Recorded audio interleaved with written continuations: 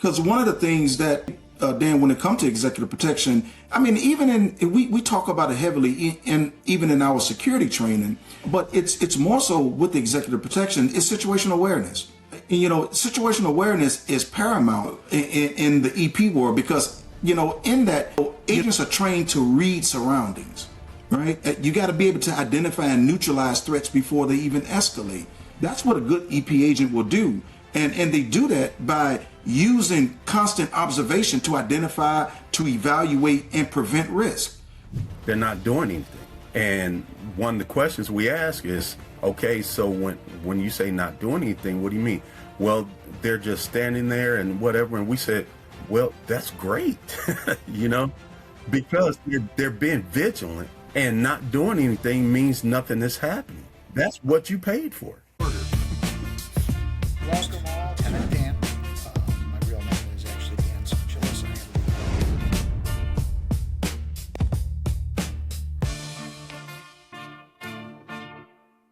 Hello all, and welcome to this episode of the Workplace Violence Mitigation Podcast. I am your host, Lieutenant Dan. Thanks for giving us your time. I've got my good friends here today with me from HBT, Chris Harrington and Leslie Turner, and we're going to discuss today some of the recent events that have been in the news and how the private security industry is coming into play more and more every day with regard to those events. Also want to talk a little bit about what real security looks like and what the client's responsibilities and expectations are. So I expect that this is going to be a lengthy conversation, but a good one. And for all of those of you out there who feel a need for security or executive protection, the information that we're going to share is going to be very important to you. So thanks for being here, gentlemen. I appreciate it very much. Chris, Les, we talked a little bit before we started recording about some of the things that are going on. And one of the issues that Chris and I have discussed very recently is that the clients that are hiring or seeking out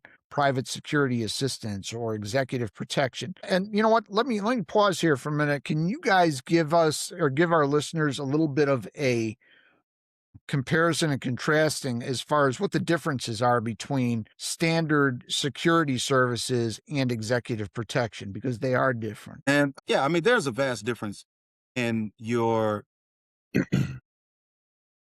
standardized security protection and the executive protection, or as we call EP. The EP protection is more, it's under the umbrella of security, but it's high level security. Not that we minimize the seriousness of having security officers placed at posts, within retail stores, hospitals, banks, and things of that nature. When we talk about the executive protection, that level of security differs primarily because you are protecting, most of the time, it's a CEO of a high-end company. And this CEO goes from one place to the next. There are many facets within the executive protection community that must be considered and covered, such as, where he's going. There need to be scoped out routes, emergency locations, the facility that he or she is going to be speaking at or attending. There must be what we call an advancement done there, where there is an agent that goes and he looks at any and every possibility of an attack. In the event of some attack, where is the principal or the client going to be escorted to if the primary route is not available? And so it's a lot more, it's an intriguing process. And there's a lot more put into it, because when you look at the standardized security, the security goes there and typically there's an area of protection. You're either scanning people coming in or going out, or there's a set protective area. When it comes to executive protection, they're moving about. So that protection is not only in one area, it's from point A to point B. So if I understand you right, Les, then is the standardized security services where you've got an agent or a number of agents that are responsible for maintaining a presence over maybe a facility or a broader spectrum of an area The EP's function is the individual is the asset that you're protecting, correct? That's correct. Moving with that person and going everywhere that person goes. And in fact, going there prior to them actually arriving and those. So you may have multiple agents that are working one particular executive protection detail covering one or two individuals, correct? Absolutely. And depending on the client or the principal, that level of protection can include, one vehicle, but a chase vehicle. It all depends and it varies. So, and we know that the most dangerous time is when they're traveling in between locations. Well, and I know that we've seen because we've worked together for a number of years. Anything that CLS or Hawkeye or we come in contact with regard to workplace violence mitigation and whatnot that requires a security presence or requires a security response, a physical agent response is something that we refer to use. In a lot of situations, we may even become aware of a client's needs before you guys are aware of it because we're sending our stuff your way. And there's been an uptick in the need for executive protection and security overall, but executive protection in particular, so much so that I know that you guys have started through the academy, through HBT Academy, actually teaching and certifying people in these executive protection roles. So what kind of applicants or individuals, what qualifications do they need simply to get into your more advanced classes and trainings? Well, a lot of times, all they need is a winning attitude. And what I mean by a winning attitude is you may not know exactly what's being done, what's being said, or what have you, but you don't give up. One thing we've all been trained on in law enforcement, at the end of the day, we go home. We may be cut, we may be bruised, we may be, punched or what have you, but somebody is expecting us to come home. So we try to drill that into our students. You have that winning attitude. And one thing about executive protection that it's not saying that law enforcement can't do it, but they have to be trained in doing it because if say a retired officer that's got 25, 30 years with the department. For 25, 30 years, they've been taught to respond. They've been taught to, you go to whatever's going on. You put hands on, you cuff, you arrest or whatever. Executive protection is the opposite. And they have to be trained and not to respond, to ignore, when somebody's trying to taunt you or what have you, because maybe somebody is they're trying to bait you just so they can get a distraction so they can get into the principal. Sure. So with that being said, they have to be trained. And it's not saying that we negate the training they have. We just add on to the platform they have. When it comes to the civilian side, we actually hold their hands. And it sounds crazy, but we actually hold their hands and we say, okay, you don't drink water at this time.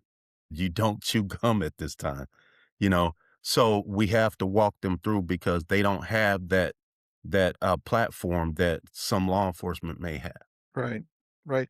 So it sounds like this training, at least on the EP side, and I've been through some of the training that you guys provide. I have not been able to get my schedule to gel with some of the EP training yet, but I will get there at some point, I promise. But some of the other stuff that I've seen is pretty intense, and I know that we've discussed the EP training, and I know it's much more than your standard agent training is, which is already pretty intense. So, how long does it take somebody to get through a class or a course to where they are an asset to you or to your company as far as an executive protection agent goes? So our class that we put on is a 3-day class, and it's relatively intense.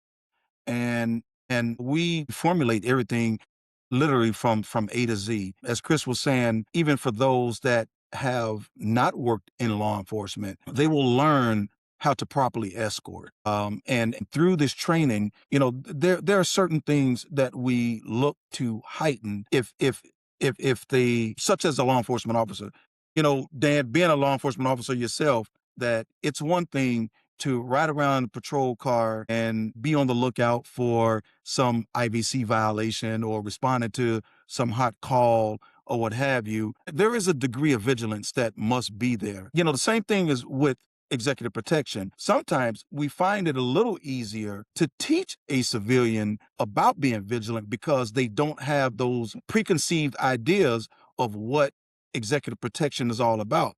And, I often keep myself grounded with this old Chinese proverb that I read back when I was in my early 20s. And it said that the mind is like a parachute, it's only beneficial when it's open.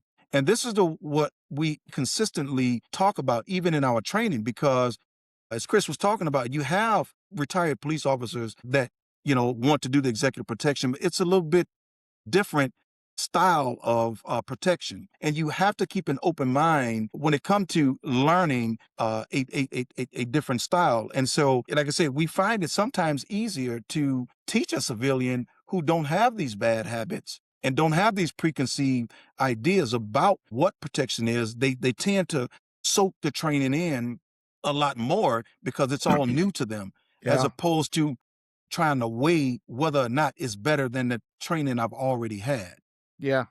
Yeah. And like Les was saying, earlier with the ops plan, you know, so in the training, we actually teach that how to put an ops plan together from A to Z. And when we're in the law enforcement aspect, majority of us don't know or never have been part of an ops plan. We just know our assignments, so we teach everyone, here's how you put the ops plan together, here are the forms. And it's kind of, I hate to say watered down, but it is. We give you step by step, what you talk to the client about, the things that you ask that will help your ops plan.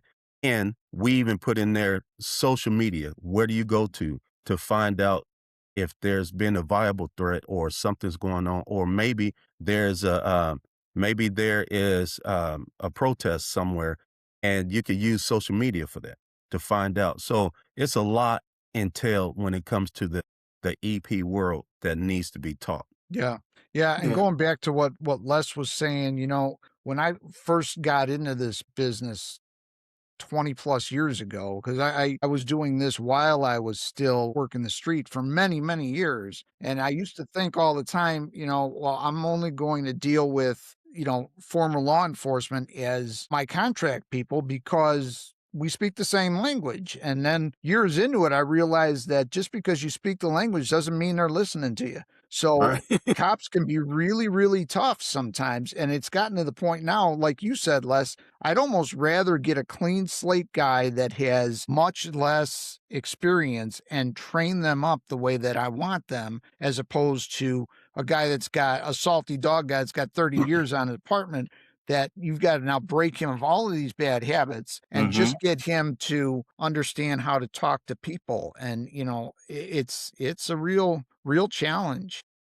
It is because one of the things that I think, Dan, when it comes to executive protection, I mean, we talk about it heavily even in our security training, but it's more so with the executive protection. It's situational awareness, and situational awareness is paramount in the EP world because in that agents are trained to read surroundings, right? You got to be able to identify and neutralize threats before they even escalate. That's what a good EP agent will do. And they do that by using constant observation to identify, to evaluate, and prevent risk. It's important because at the end of the day, this CEO is paying you so that he don't or she is not harmed. Right. And the only Right. way to do that is you got to remain hyper vigilant. And people get the misconception sometimes, probably a lot of times, when you're hired to do executive protection for a particular individual, their preconceived notion is that you're there to guard and watch that individual. The reality of it is you are there with that individual to watch the surroundings because that Absolutely. individual is not paying attention, right? So it's Absolutely. your situational. I'm not watching you. I know where you are. I've got to watch everything around you, right? That's where the Absolutely. threat's going to come from. And you Absolutely. there not to be seen or to be heard. Correct. You're supposed to blend. So Yes. The only time that people see you is when they need to. And there can't be any big eyes and little U's, because the roles change as it goes sometimes. And a lot of times in the private sector is 1 or 2 man teams. So we teach everyone every role and we take them through what the roles are supposed to look like. So if you have that 1 or 2 man team, you may have to switch up things or you may have to do things a certain way. And we teach people how to link up with law enforcement too, because sometimes you may have that EP detail and you can reach out to your local law enforcement department and tell them what you have going on and ask, hey, is it possible that you can spare 1 officer, 2 officers or whatever, because we just want them to coordinate this area. They may do it. We've had it before where they've sent, yeah, we'll send you 3 bike officers. Cool. That just helped us to secure one area when we Right. called the local PD. So we teach all that. So staying focused on the industry for a few more minutes here, what do you guys see as, or what kind of projections or predictions can you make with regard to the security industry? I know that we've talked for the last couple of years now, and have all been pretty much in agreement that the need to take the concept of the security guard and elevate that into what we termed a private policing agent, where the training is much more intense and the quality of what you're getting is much more intense. As far as what I can see, that trend or that need for those services continues to grow because the police are doing less and less. Hmm. Their resources are more tapped. Less and less are you getting people that want to do that job. We do backgrounds for law enforcement. I can't tell you an agency that's looking to hire 5 or 6 people, sometimes they're burning through a list of 35 or 40 just to get those 5 or 6. Right.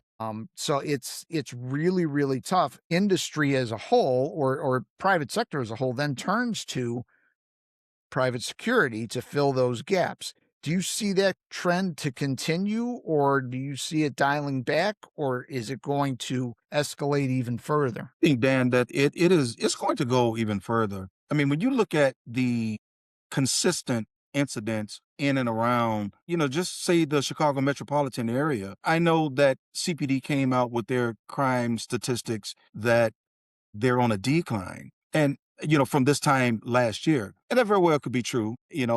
I've never worked for CPD. And however, I have worked for a policing department. And as well as Dan, that it all depends on how they categorize the crime when it happens, when it gets reported to the FBI. And so you can alter statistics that way. But nonetheless, we see the uptick in crime. Just the other week, I was looking at social media, and there's a business that they call K9, and they're in the Chicagoland area, and they are on the L trains, the CTAL trains. And there were approximately 7 to 9 of their security personnel. Half of them had dogs that were muzzled. And some altercation ensued where a group of guys started assaulting one of these individuals. And this guy did all he could to hold on to the leash of his dog while he's getting pummeled by these guys.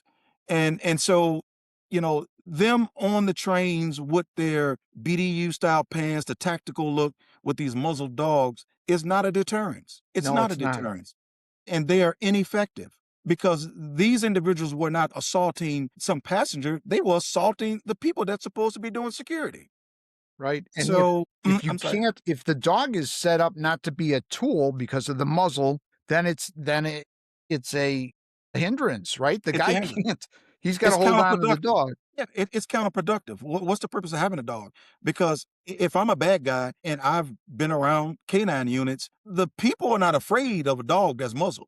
He's Right. afraid of getting bitten. And so if you got him muzzled, then the dog is not a threat to me. Right.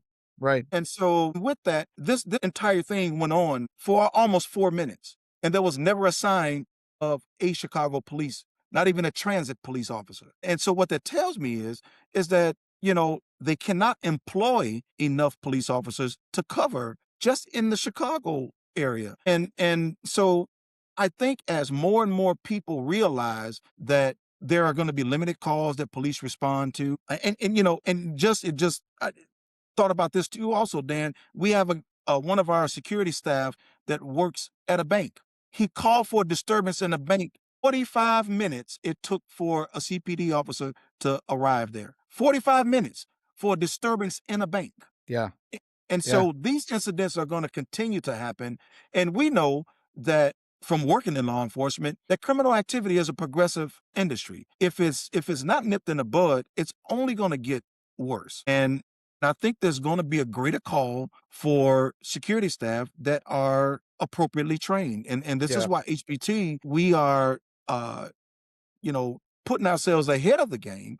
So when that comes, that our people will actually be ready. It is definitely a thing that's trending up Yeah. as far as Well, security. and I would argue that, you say when it comes, I would argue that from what I'm seeing, it's here. I mean, we're in the Yeah. throes of it. I think it's going to continue to increase. I was interested in your perspective on it, but ultimately, you guys were with me when I did that presentation a couple weeks ago, and hearing stories from people in the classroom there. We were talking about, for those listeners that weren't privy to this, I did a presentation on workplace violence mitigation and active shooter type stuff for a company whose employees by and large are out in the field, and a lot of them in Chicago. And for those guys, they call the CPD for a property crime. Police don't ever come out. Nobody ever shows up. So the idea that they're going to get there to do anything about a crime in progress is just forget it.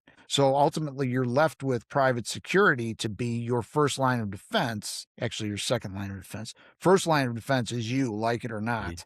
Mm-hmm. But your second line of defense is this private security that you hire. Now, shifting gears a little bit away from our industry, the security industry, I wanted to talk about one of our biggest rubs, which is the clients and their expectations and their responsibilities, right? Because they seem to think that if you hire some guy for $8.50 an hour and put a black t-shirt on him that says security on the back in big white lettering, spelled with an A instead of an E, that's got you covered, right? And the reality of it is, you're looking at trying to create a deterrent with the facade that there's actually a security presence there, and there is not. So it's a false sense of security, if you will. And I know that we've all had our issues with some of these clients, but I wanted to talk a little bit about, as the training and the quality of the agents that you guys are producing and sending out there goes up, and it's been ratcheted up, and you've set a new bar for the industry. What can the clients expect from that? Particularly, you're going to pay more for it, right? But what are some of because they're always trying to cut corners and save money. So we were talking about this just before we started recording. What is some of the things that we're seeing that they're doing, or the predicaments they're getting themselves into as a result of that? Well, I know you're right. We were just talking about it. One of the problems that we constantly see, and I'm sure it's not just us, the client wants their idea of security to be there as a deterrent, but at the same time, they want the security personnel to be the Walmart greeter. They want the security personnel to be the extra hands to assist to move this and do this, because what some of these clients have actually said to us is, your security, they're not doing anything. And one of the questions we ask is, okay, so when you say not doing anything, what do you mean? Well, they're just standing there and whatever. And we said, well, that's great, Right. That's their job. because they're being vigilant, and not doing anything means nothing is happening. Right. That's what you paid for. Right.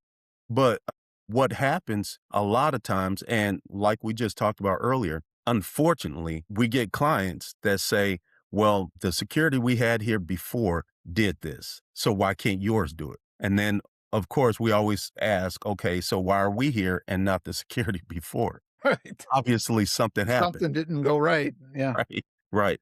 But on the flip side of that, if the security actually is that Walmart greeter, or assist them in taking boxes or what have you, if something does happen, they still gonna turn to us and Yeah. say, your security didn't do what they're supposed to. Well, and I would challenge the clients, if anybody's listening to this podcast that is hiring security, hiring private security, go up to that agent at some point during the course of the day and just ask them, I want you to rattle off what you've seen, what you've observed, what you've taken note of in the last 10 minutes that I haven't seen. And watch the list that they produce for you. And then stand back and say, he's not doing anything.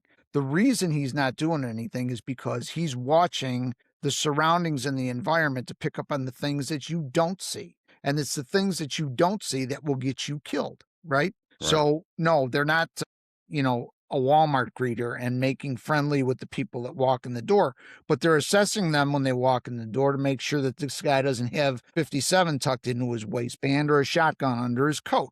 That's his job. That's why he is there or she is there. I'm not trying to be gender specific here. You guys have excellent guards that are both male and female, all both very well qualified. So I just wanted to clear that up. But the idea that just because they're standing there all day and they walk around the facility once or twice during the course of the day doesn't mean that they're not doing anything. And frankly, you guys know as well as I do that to maintain a hyper vigilant situational awareness for an 8-hour shift is exhausting. Right. It It is. is exhausting. You can't be you cannot be more correct, Dan. Because I'll tell you, when I was at the police department and I worked midnights, and I used to share this with Chris. When it come to morning time, I am drained, and I may have had a couple traffic stops and a call, but mentally I'm drained because I am consistently running situations through my head, the what ifs, so that if the what if came to fruition, I would know how to respond and react to it. I didn't have to think about it. And you're right. And I think too, Dan, that some of these corporations really need to, if they don't, have a security director who have work security. Too often we find that a lot of these corporations, they want security, but really don't know what it is that they want in security. Right. And thus we have the problems that Chris was just talking about, you know, thinking that, the security officer is not doing anything because he or she is standing there or they're pacing back and forth when, it's a part of their training. They're there to observe. And you're right. They see things that you do not see. They should be honing in on things that you're not even looking for. You're not looking for a bulge in the waistband for an individual walking through the door. You're worried about whether he's got a bulge when he leaves because to you he's stealing something. But that security officer is looking prior to,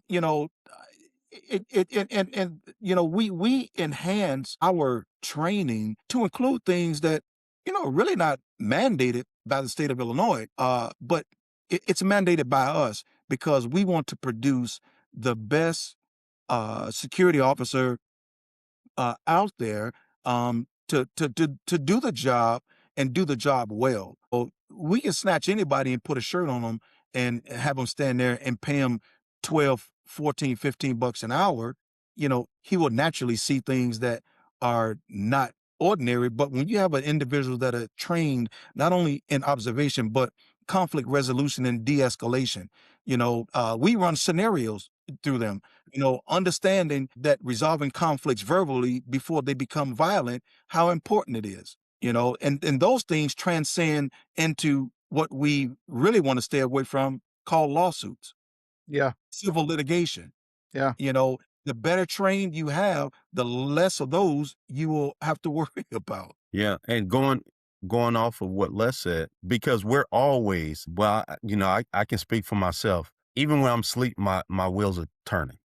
Sometimes I get up at night and I'm jotting stuff down because I'm always trying to find ways to improve the training and scenarios. And with that being said, Les and I, we actually talked years ago and we said we need to do better when it comes to training. And these guys and these females, they're not labeled as first responders, but if it happens where they are, they're the first responders. Yeah. So we actually said we need to train them on what that looks like. So we actually came up with a curriculum that we put a 2-day class together, and we train them in real life, real world scenarios while they're on the job where they have to deal, and we train them on how to stop the threat, whatever the threat may be. And at some point, you're gonna have backup to come to help you out. But one thing you don't want to do is have a muzzle pointed at a friendly, and you don't want a muzzle pointed at you. So we train them on how that looks and how to use dispatch to actually help you out, how to link up with law enforcement, because hell, it might be you and this officer and y'all have to deal until more arrive, Yeah. but Yeah. if they're not trained on that, then when the stuff hit the fan where they're located, they go into their highest level of training, which is the basic. So I was actually out to dinner the other night with an individual, and I thought of you guys both because he was a good friend of mine and worked with him on the department for many, many years. And we hadn't gotten together for years. And I knew that he had retired from the department and gone into private sector security for a bank. He was their director of security for a while. And the bank was bought out several times and changed hands as banks do and companies do. So he was telling me a story, and I had no idea that this had happened to him. But his job is for the most part to be a liaison between the bank's security and local law enforcement. Now they've got 400 branches nationwide. And so when that one of the banks would get an alarm that would go off, it would set something off on his phone, and he had the ability to tap into that particular location's cameras and just assess what was going on there. That was part of his duties. So on this particular day, and he didn't give me the details as to where it was, he gets one of these tones on his phone. And he said he would get 7, 8, 9, 10 of these things a week. It was not a big deal. It was commonplace. But this one was like first thing in the morning. So he assumed it was somebody that had tripped it as they were opening up. So he cues into the cameras inside this bank. It's a former employee that had been terminated with an AK-47. He Wow. murdered 7 people in that bank. Wow. Nobody knew anything about it until the alarm set his phone off. He was the one that called the police and said, "Hey, this is not an accidental alarm. You got this guy's killing people in there." Can you imagine being the security agent? Now, they didn't have one inside the bank, but can you imagine being that security agent? This guy Wow. comes in armed for bear and determined to kill everybody that's in that place, and it's you versus him. So Yeah. I want our audience to recognize the magnitude of what today's security agents are faced with and why you guys focus so hard on the training that you provide and escalating the level of skill that these folks have, because it is so important. And just like that, it's all over with, right? So I thought, as he's telling his story, I was thinking of both of you, thinking, I got to tell Chris and Les about this. This is crazy. So I'll have to talk to him and see if the video is releasable, because it would make a spectacular training aid. Yeah. It is. And while you're talking, just even thinking about that, Dan, if they had a security officer there who just received the bare minimum that's required to do armed security, he would have absolutely nothing from whence to draw from. And we know that, working in this underneath this umbrella of law enforcement, that if you don't have the training, that's what you rely upon, is Right. the training. You have no time to think, because you Right. think you're dead. You can only react. And that reaction comes from what you have been trained in. What it would have been a sad thing, because that individual would have just been another victim. Absolutely. And this is why we push to give our individuals that level of training that really police get, scenario based training, active threats. Because yeah, we hope that you go through a career just like we did. We hope that we go through an entire law enforcement career and never discharge your gun, never. But if I have to, I want to be ready and know that I am able and capable of responding appropriately. And this is what we do even with them. We tell them, we hope that you never ever have to experience it or even use it. But the one thing about it, if you get there, then you'll know how to work through those emotions that you encounter. Because whether people realize it or not, whenever you encounter that level of violence, there is a physiological change that happens in your body. And if you don't have the training to know how to work through that, for which most security personnel don't get, then you won't know how to do it. You don't understand that your fine motor skills will not be there. You don't understand that your hearing is minimized, your vision, your peripheral vision is eliminated, and Right. and you become center focused. And so, but if you have that training, it'll come back to you, and you will know how to work through those things and defend yourself and defend others that you are contracted to do. And yeah, you know I would venture to say that most of these individuals, they don't get that level of training. And for those would be clients or people that are thinking about hiring security out there that are asking for unarmed security personnel, knock it off. Forget it. Right? We've talked about this before as far as, people think, well, I'm only looking for an unarmed guard, so my cost should be less. It actually should be triple what we charge you Hmm. for an armed guard, because you're asking this guy to basically just stand there with a target on his back Right. and get mowed down with everybody else in there. He's got no means of self-defense, let alone defending the people that he's supposed to be working security to protect.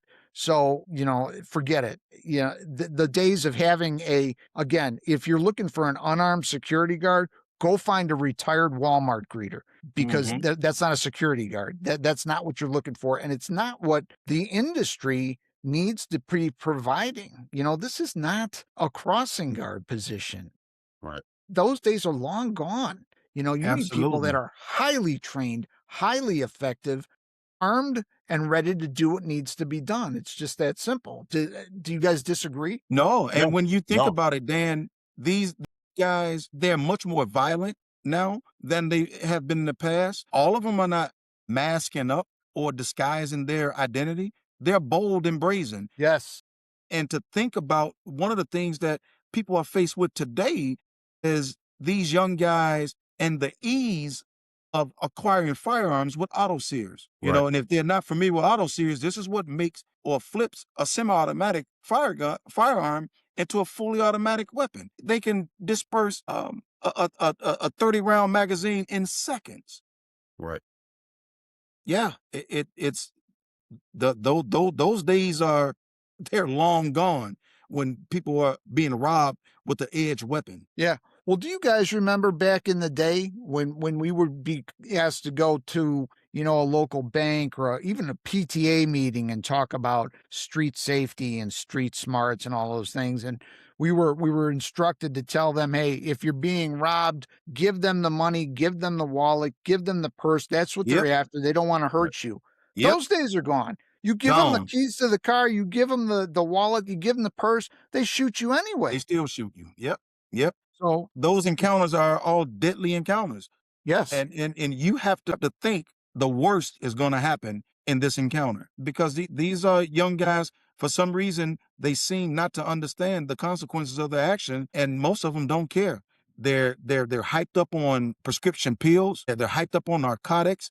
They're hyped up on this stuff that they call lean, which is a promethazine mixture that gets them all high. And these guys out here doing things that are just out of their mind. Right. Right. Yeah. Right. And we all need to remember that gun laws only apply to those that will follow the law anyway. Right. Right. Exactly. The bad guys don't care. You can't have a gun. Well, okay. I can't shoot people either, but I'm going to do both. So, Right. I don't quite understand the concept of simply saying, hey, we're going to change the law that prevents this person from being able to own and possess a firearm. Okay, but murder's illegal no matter how you commit it, and he's doing Right. that anyway. So what is the gun law going to do? And you know what? It's When just you say that, ridiculous. Dan, it made me think that, and I would say this in a number of our concealed carry classes. So me working violent crimes, my unit dealt with the expressway shootings, and the funny thing is that during COVID, the range that we go to, they were completely out of ammunition completely. And ammunition was so scarce that they were selling ball ammunition. People was buying it for $50 a Yeah. box over the internet. But here's the killer part. Where was all these hoodlums getting? Because the shooting in the streets didn't slow down. Where were they No. getting bullets from? And it wasn't ball ammunition. Right. They Right. had the good stuff. So it didn't matter. And like you say, you talk about making these laws strict, it only impacts the law abiding citizen. Correct. Absolutely. 100%. 100%. Well, you know, I applaud you guys and all you do, and you're forward thinking on, you know, the future of security. And we've had these discussions a multitude of times, and you know, we'll continue to do these recordings from time to time, particularly talk about, you know, recent events and how the industry impacts them and how it's impacted by the recent events. And uh, you know, law enforcement nowadays is, you know, it's just not what it used to be. And I probably shared this with you guys not too long ago, but the city of Chicago, typically when they give a police exam, an entry level exam, they get somewhere between 30 and 35,000 applicants that show up to take that test. The most recent test that they gave, they had 700 Wow. people show up. You know, we are doing backgrounds for law enforcement agencies now, and along with the Sonia Massey Act and other complications, probably 60% of the people that come through our system get rejected on the background alone for reason. And Wow. I would say 60% or more of those, it's the applicant's fault. Things like unresponsive to the questions. They ghost us in the middle of the background. They just disappear. They stop cooperating with it. I'm thinking they don't care anymore. They don't want the job. Right. It's Mm-hmm. ridiculous. So as that starts to deteriorate the abilities of law enforcement, the need for private security is going to skyrocket. That's Exactly. the supplement. That's it, right? So I expect that, you know, your jobs are going to get much more difficult, and I hope and pray that you will continue to escalate your level of training so that the people that you're putting out there are really good, solid individuals, because it really is going to be the line in the sand between chaos and keeping law and order. I mean, it's just the way it is. It's I unfortunate. know we know with our the active threat training for security and with our EP, we tell students we're not training you to be the police. So don't think you're equivalent to the police. You'll never be equivalent when, you know, myself, Les, yourself, we have 26, 27, 28 years on the job. Right. But at the same time, we're equipping you for the what if. Well, not only that, Chris, but let's face it. I mean, as law enforcement, and you know, I've been retired for a long time, but I would have loved to be able to respond to the scene of an alarm call or a burglary or some kind of in progress call and be met at the front door by a security agent that I knew was well trained, that could supplement, that could actually be my backup until backup arrived, rather than looking at him going, this is an $8.50 guard. He's not armed. He's looking for somebody to hide behind, and I'm it. Right. So I'm trying to see a day come where law enforcement and security work together a little more hand in hand, right? As opposed to, I mean, let's face it, if you arrived on the scene of a call in progress and the security guard steps out and it's one of your guys moonlighting, you're like, oh, I'm good. You know, the police are here. We need to get that level of training so that all of those guards have that ability, right? And Right. that level of confidence where they can take some direction, and with some direction, they're real backup and they're a real asset to the response of the situation, you know? Yeah, that's It's right, man. gonna be That's an tough. excellent point because we're all on the same team. Right. Absolutely.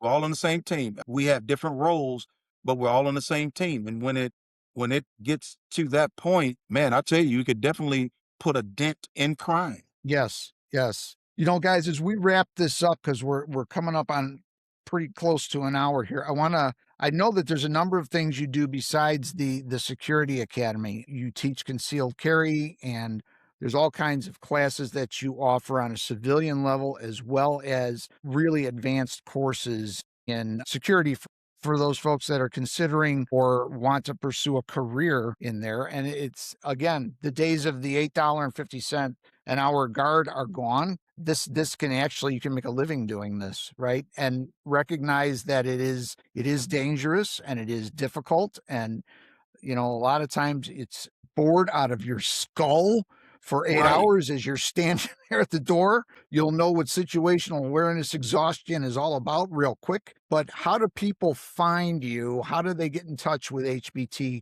to get idea on all of the classes that you offer and what they can get out of this as a career? Well, if they go to hbtsecurity.group.com, it takes them straight to the website, and we have everything on the website. And if they want to reach out to us and get a direct contact, it's 773-57223. And the first contact that you will get with HBT Security Group is Denise. Denise is our office assistant, and believe me, she is fantastic in what she does. And if she doesn't know, she'll find out for you and get back to you with whatever you need. With that being said, we contract security all the times. If you need security evaluation, or if you just have questions, feel free to reach out to us, call us. We'll come out, we'll talk to you. We love to talk to people. Knowledge is power. And we believe in that. So with that being said, we're going to do our best for you. If we don't know something, believe me, we have Dan, and Dan, we appreciate you bringing us on, and we have other resources. One thing that we are incorporating this year with the other things we do as far as training is leadership. We're incorporating the leadership training, and that's just a maybe an 8-hour course. But we see with the departments that we work with sergeants, lieutenants, commanders, deputy chiefs, or what have you, there's a lack of leadership training. So Les and I have talked about for years, and we said we need to do something about it. And this is what we're doing about it. We're actually putting that on for people to be a part of that. Now, don't you guys have your curriculum also in a couple of local junior colleges? Yes, I'm sorry. And I'm glad you brought that up. So we are located, and we are in contract with John A. Logan College in the Southern Illinois area. So HBT is a accredited curriculum, with John A. Logan College. Nice. Nice. And for those that find it easier to get in touch with me, I can certainly refer you over to the guys from HBT if your needs are in their wheelhouse. Do that all the time. They're great to work with. It's important work. It tends to be fun. I mean, there's no doubt about it, but let's not lose sight of why you're doing what you're doing and the life and death that's intertwined in the fun. So same is to be said for police work. Some of the training that we did was great. And then you sit back afterwards while you're sipping on a Miller Lite and think about why you're actually doing it. And you're like, oh, Lord, no, I hope I don't ever have to do this because it may not work out well for me. So anyway, guys, thank you very much for coming Thank you, on Dan. and spending some time with us. We will do this again by all means. And for those of you that gave us an hour of your time, we appreciate it and hope that this has been informative. And for now, we are signing out. See you all soon. Thank you.